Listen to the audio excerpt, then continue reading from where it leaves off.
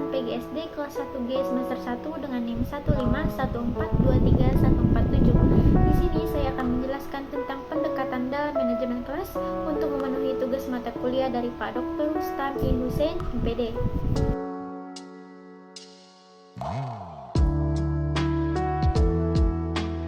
Pendekatan instruksional. Pendekatan instruksional adalah pendekatan yang berdasarkan pendirian bahwa pengajaran yang dirancang dan dilaksanakan dengan cermat akan mencegah timbulnya sebagian besar masalah manajerial kelas.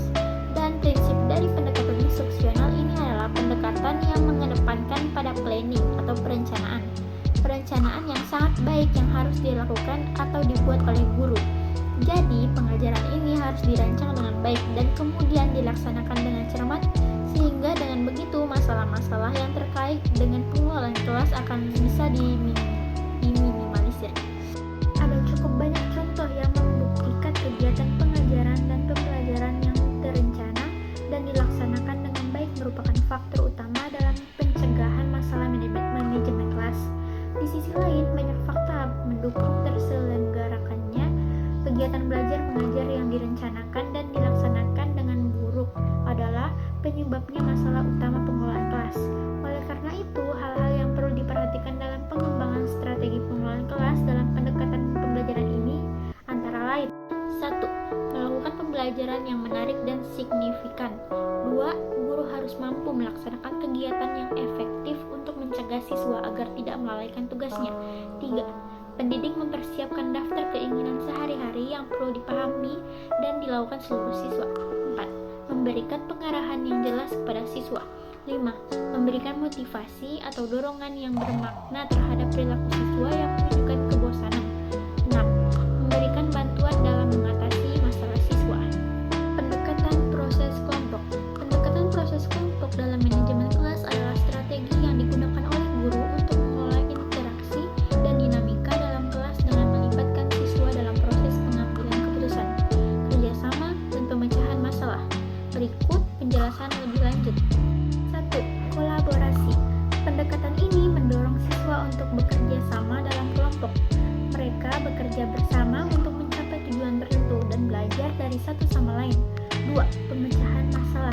Guru memberikan kesempatan kepada siswa untuk mengidentifikasi masalah dalam kelas dan bersama-sama mencari solusinya. Ini membantu pengembangan kemampuan pemecahan masalah mereka. 3. Pengambilan keputusan demokratis. Siswa diajak untuk berpartisipasi dalam mengambil keputusan sehubungan dengan aturan kelas, tugas, atau proyek kelas. Ini memberikan mereka rasa memiliki dalam lingkungan pembelajaran. Keempat, komunikasi. Pentingnya komunikasi efektif ditekankan dalam pendekatan ini. Siswa belajar untuk berbicara dengan jelas, mendengar dengan baik, dan menghargai pendapat orang lain. Pendekatan sosio-emosional. Pendekatan sosio-emosional merupakan bentuk hubungan antara guru dan siswanya, di mana dalam hal ini adanya keterkaitan antara keduanya dalam proses menciptakan suatu kondisi yang belajar yang baik, efektif, serta efisien untuk menciptakan suasana belajar yang harmonis. Di sini guru memiliki peranan penting dalam melaksanakan proses belajar mengajar itu sendiri. Seorang guru harus berusaha mendorong siswa agar mampu dan bersedia mewujudkan hubungan manusiawi yang penuh saling pengertian, menghormati, dan saling menghargai. Guru harus mendorong menjadi pelaksanaan yang berinisiatif dan kreatif serta selalu terbuka pada kritik. Di samping itu, berarti juga guru harus mampu dan bersedia mendengarkan pendapat, sasaran, gagasan, dan lain-lain dari siswa sehingga terjadi susunan pembelajaran yang dinamis. Dalam hal ini, guru merupakan kunci pengembangan hubungan tersebut. Oleh karena itu, seharusnya guru mengembangkan iklim kelas yang baik melalui pemeliharaan hubungan antara pribadi di kelas.